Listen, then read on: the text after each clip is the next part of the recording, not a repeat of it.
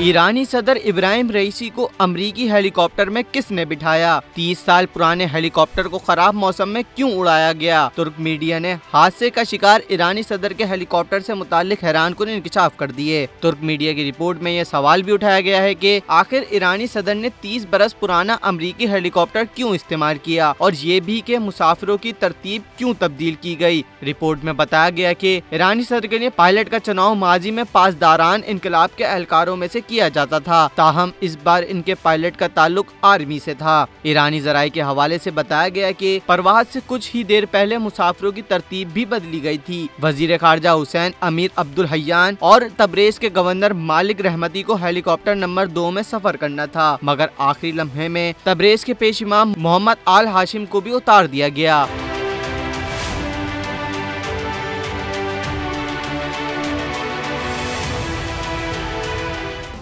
Subscribe करें और bell दबाएं ताकि कोई खबर रह न जाए।